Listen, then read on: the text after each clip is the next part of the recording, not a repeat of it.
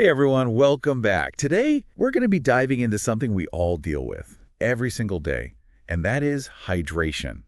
Absolutely. It can be super confusing, right? Like, how much water should we actually be drinking? It really can. But fear not, because today, we're going to break down exactly what your body needs, bust some myths along the way, Definitely gonna bust some myths. and highlight some surprising facts, all to help you make those informed decisions about your own personal water intake. Sounds good.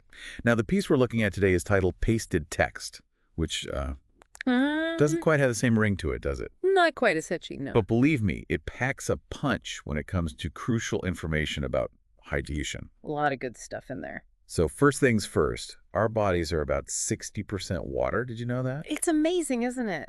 It's really crazy when you think about it. Just think, our organs, our cells, everything just surrounded by water. Yeah, like an internal swimming pool, right? Exactly. And that pool needs to be topped up constantly. Absolutely. Has to be. The source explains how we're constantly losing water just through living, Yeah.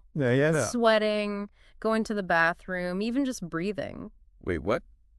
We lose water just by breathing. It's true, yeah. You lose moisture with every exhale. It's incredible how much we lose just doing normal, everyday things. Okay, well, that begs the question, how do we make sure we're replacing all that lost water? Good question. And there are a lot of recommendations out there, which can be confusing for sure. For sure. The NHS Eat Well Guide suggests 6 to 8 cups or glasses a day. Okay, but what size cup or glass are we talking about here? Right, and that's not always specified, which is a good point. Exactly. Then there's the British Dietetics Association, and they recommend 1.5 to 2 liters a day.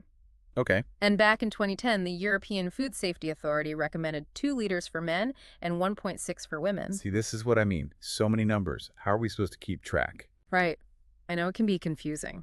But the variations could also be because the research on this is constantly evolving. Remember that old 8 glasses a day rule? Oh, yeah. I used to carry around this massive water bottle everywhere, convinced I was, chronically dehydrated. Yeah, a lot of us did. But it turns out that wasn't actually based on solid evidence. Really?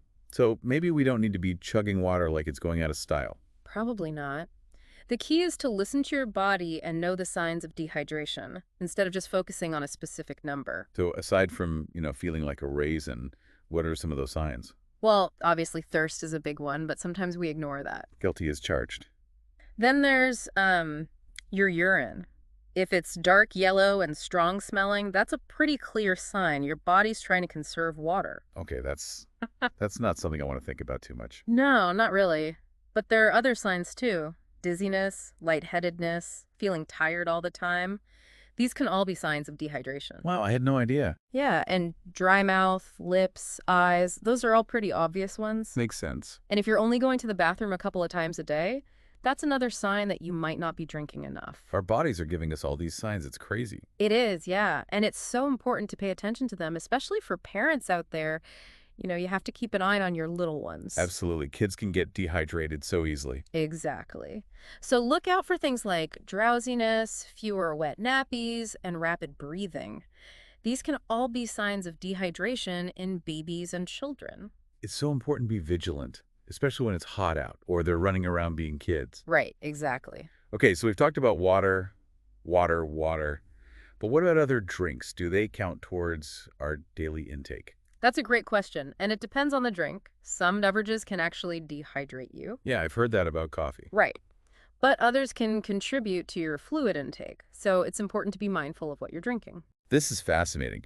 And what about people with specific health conditions or athletes who are really pushing their bodies? Does all of this still apply? Another great question. And the answer is, it's always best to talk to your doctor or a registered dietitian. Individual needs can vary so much. So it sounds like there's no magic number when it comes to hydration. Exactly. It's about understanding the basics, paying attention to those signs of dehydration, and making sure we're listening to our bodies. I think that's a great takeaway. Thanks for taking this deep dive with us. My pleasure. And remember, folks, stay hydrated out there. We'll catch you on the next episode. See ya!